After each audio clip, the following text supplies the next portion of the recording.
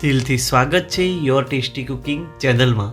જી હા દોસ્તો, આજે અમે આપણા માટે એક નવો જ અનુભવ એટલે કે મીઠાઈના શોખીન દોસ્તો માટે નવીન રેસીપી એટલે કે બંગાળની ફેમસ મિષ્ટી દોઈ એ પણ આપણા માટે ખાસ।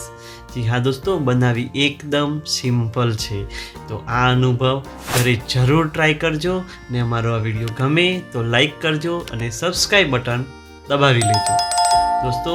તો ચાલો શરૂ કરીએ આપણી આ રેસીપીને। સૌપ્રથમ એક સુતરાઉ કાપડમાં આપણે 1 કપ દહીં લેવાનું છે। આ માપ 1 કપ કેમ આગળ સમજાવીશ। જુઓ દોસ્તો, બસ આ દહીંને આપણે ખૂબ સારી રીતે શક્ય એટલું એની અંદરનું પાણી દબાવી અને આપણે કાઢી લેવાનું છે। ત્યારબાદ આપણે એને રેસ્ટ કરવા માટે મૂકી દઈશું અને બીજું કામ કરીશું દોસ્તો। અહીંયા અમે ફૂલ ક્રીમ ફૂલ ફેટ 1 લીટર દૂધ લીધું છે દોસ્તો। આ દૂધને આપણે ઉકાળવાનું છે, પણ ઉકાળતી વખતે ધ્યાન એ રાખવાનું કે એ ક્યાંય ચોંટે નહીં અને મસ્ત રીતે એને સતત હલાવતા રહેવાનું છે। હવે આ દૂધ ક્યાં સુધી ઉકાળવાનું છે? આપણું દૂધ 1 લીટરમાંથી 750 ml જેટલું ના થાય ત્યાં સુધી એને મસ્ત રીતે ઉકાળવાનું છે। એનાથી જાડું પણ નથી કરવાનું કે વધારે પતલું પણ નથી કરવાનું। 700 થી 750 ml સુધી આપણું દૂધ થવું જોઈએ ત્યાં સુધી એને ઉકાળવાનું। ત્યારબાદ ઠંડુ કરવા મૂકીએ ત્યારે પણ સતત વચ્ચે હલાવતા રહેવાનું, જેથી એની અંદર મલાઈ જામે નહીં। તો ચાલો બીજી પ્રોસેસ। હવે એક પેનની અંદર 1 કપ જેટલી ખાંડ લેવાની છે। હવે ખાંડનું મેજરમેન્ટ સમજો કે દહીં જે પ્રમાણમાં ખાટું હોય એ પ્રમાણમાં તમારે ખાંડ ઉમેરવાની છે। અહીંયા અમે નોર્મલ દહીં લીધું છે એટલે 1 કપ જેટલી ખાંડ જરૂરી છે। હવે આ ખાંડને એકદમ સ્લો ગેસ ઉપર મેલ્ટ થવા દેવાની છે, 1 પૈસાનું પણ પાણી પાડવાનું નથી।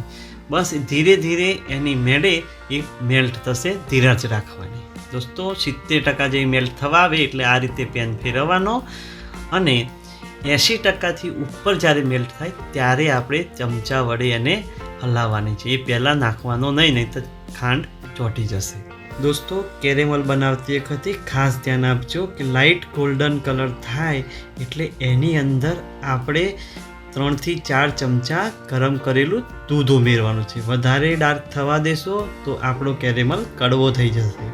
બસ આ રીતે કરતા જાઓ અને હાથનું ધ્યાન રાખજો, કારણ કે અહીંયા વરાળો બહુ નીકળશે જે દજાવવાની શક્યતા હોય। અહીંયા ગાંઠ હોય છતાં પણ આપણે ખૂબ સારી રીતે હલાવી મિક્સ કરવાનું। બસ દોસ્તો, બાકીનું જે આપણું ઓગળી ગયેલું દૂધ છે એને આપણે આની અંદર એડ કરી બધું ખૂબ સારી રીતે મિક્સ કરી લેવાનું છે દોસ્તો। ક્યાંય કોઈ ગાંઠ કે કંઈ પણ રહે ના, એ રીતે એને આપણે સતત મિક્સ કરી દેવાનું છે। હવે ચલો આપણા દહીં ઉપર જઈએ।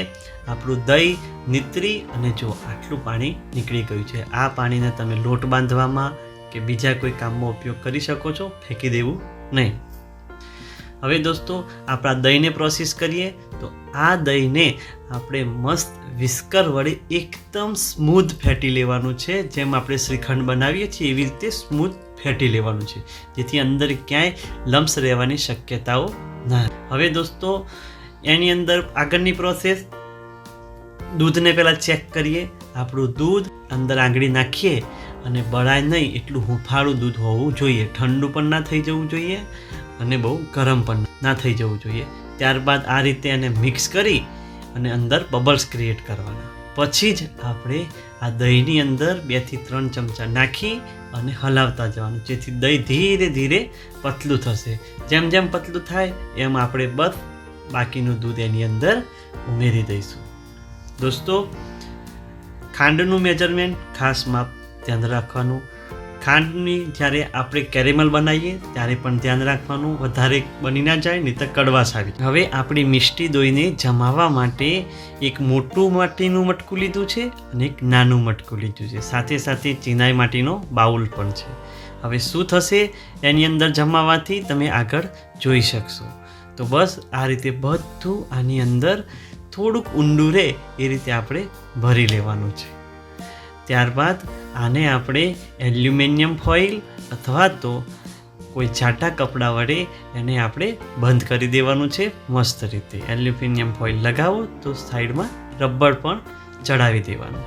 હવે મોટા વાસણની અંદર ગરમ રૂમાલ મૂકવાનો છે દોસ્તો, અને એની અંદર આ 3 વાસણને આપણે મૂકી દેવાના છે. શિયાળો હોય તો 12 થી 14 કલાક એના માટે જરૂર પડશે, અને ઉનાળામાં 7 થી 8 કલાકમાં મસ્ત જામીને તૈયાર થઈ જશે દોસ્તો. બસ સમય થઈ ગયો છે, આપણે એને ખોલીને ચેક કરીએ. દોસ્તો લો, આપણી મિષ્ટી દોઈ મસ્ત બનીને તૈયાર છે, પણ એની અંદર થોડીક પ્રોસિજર બાકી છે. હવે આપણે આને 1 કલાક માટે આપણા ફ્રીઝરની અંદર મૂકી દઈશું, એટલે મસ્ત એવું ઠંડુ અને વધારે જામી જશે દોસ્તો. અમારો આ પ્રયત્ન જો આપને ગમ્યો હોય તો પ્લીઝ એને લાઈક કરો, અને ચેનલ ઉપર નવા હો તો સબસ્ક્રાઈબ બટનને ટચ કરી લેજો. દોસ્તો અહીંયા જુઓ, જરા પણ નીચે પડતું નથી. આપણી મસ્ત રેસીપી તૈયાર થઈ છે. અહીંયા ચિનાઈ માટીના વાસણમાં જુઓ એકદમ ઢીલું જ છે, અને માટીના વાસણમાં પરફેક્ટ જામ્યું છે. આટલું ધ્યાન રાખજો. અને જુઓ એનું ટેક્સચર પણ એકદમ મસ્ત, ખાવાનું મોજ પડે એટલું આવ્યું છે. આજના દિવસ માટે આટલું. અમને રજા આપો. જય હિન્દ, વંદે માતરમ.